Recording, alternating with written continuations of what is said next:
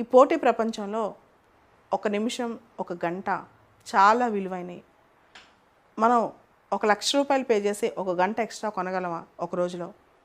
ఎంత పే చేసినా, ఏం చేసినా కొనలేనిది ఏంటి తెలుసా? టైం.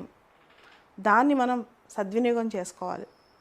కాబట్టి ఏది మనకి ఇప్పుడు అవసరము, ఏది అవసరం కాదు అనే దాని మీద మన విచక్షణ బాగా పనిచేయాలి. చాలామంది ఆ విచక్షణ సరిగ్గా పనిచేయించుకోకుండా, అంటే ఈ 24 గంటల్లో మ్యాక్సిమం మనం ఇన్వెస్ట్మెంట్ టైం అంతా దేని మీద పెట్టాలి అనేది చాలా ఇంపార్టెంట్. అలా కాకుండా రకరకాల అంశాలు చేసేసి ఇంకోళ్ళ మీద రెస్పాన్సిబిలిటీ తోసేస్తారు. వాళ్ళ మీద వాళ్ళు రెస్పాన్సిబిలిటీ తీసుకోరనమాట.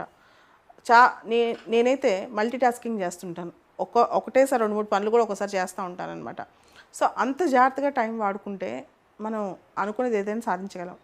అలా కాకుండా మనం కనుక టైం అంతా సగం వేస్ట్ చేసి ఇంకోళ్ళ వల్ల వేస్ట్ అయిందనో, ఇంకో పని వల్ల వేస్ట్ అయిందనో, ఇంకొక కారణం వల్ల వేస్ట్ అయిందని అనుకుంటే తర్వాత మనకి అసలు ఎంజాయ్మెంట్ లేదు లైఫ్లో అని తెగ బాధపడిపోతుంటే అది తప్పన్నమాట.